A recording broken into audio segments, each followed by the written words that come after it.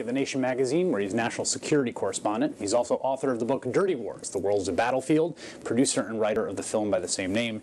And Jeremy, you were in Somalia. There's footage in that film of being on a rooftop with incoming fire from al-Shabaab fighters, basically.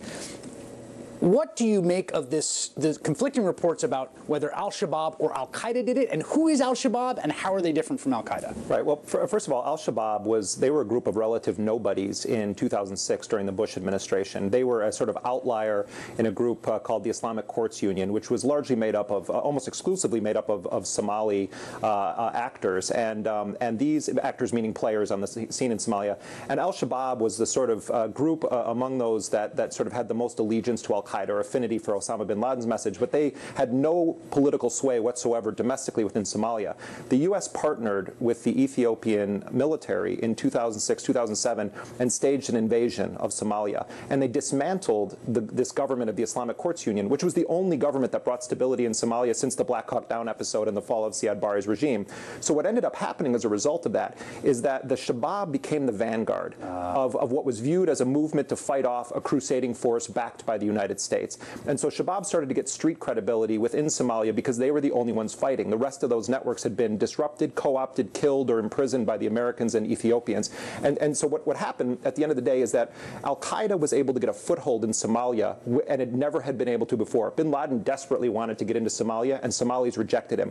The U.S. invasion with Ethiopia opened the door, and Shabaab has gotten increasingly militant as the years have gone on. And they now appear to have a kind of transnational agenda if, in fact, this is Somali al-Shabaab fighters behind this. Why would they attack a Kenyan mall? Right. Well, there's a long history of al-Qaeda in East Africa, and then eventually al-Shabaab staging attacks in Kenya and elsewhere in Africa. Of course, the embassy bombings. There was the embassy bombings in '98 in Tanzania and Kenya, but then there also was a 2002 attempt to shoot down Israeli aircraft in Mombasa.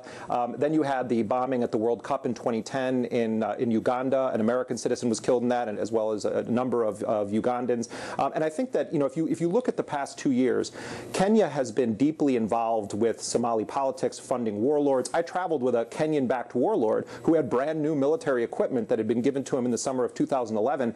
And then Kenya actually staged an invasion of parts of southern Somalia. And I think that Shabaab really has seized on this idea that Kenya is sort of a puppet or a proxy for the U.S. And that's really the message that they've propagandized. What does it say about the state of al-Qaeda or global jihadis in 2013 that this attack happened, that it's coming from possibly Somalia? It seems to me like it's a situation in which we smash one or disrupt one network and they seem to pop up somewhere else. Right. Something interesting is that when I was last in Somalia in the summer of 2011, the head of al-Qaeda in East Africa was killed in Mogadishu, Fazul Mohammed. And among the documents that were seized, and I reported on this in my book, were letters from Fazul to Ayman al-Zawahiri, the number 2 in al-Qaeda. And what Fazul said was that Shabaab is making a mistake by trying to hold territory in Somalia. And what you need to do is go back to managing savagery. And there's a famous al-Qaeda paper that's written by an anonymous author called The Management of Savagery. And the idea is make it impossible for anyone else to govern. Make people feel fear and that the government can't protect them. And I think that's part of what we're seeing. But Shabaab, there's no one al-Shabaab right now, which is why you see the Kenyans saying they have splintered, and it's unclear who is exactly controlling the organization. Right. Journalist Jeremy Scahill. Thanks a lot. Thank you. We'll be right back with Click 3.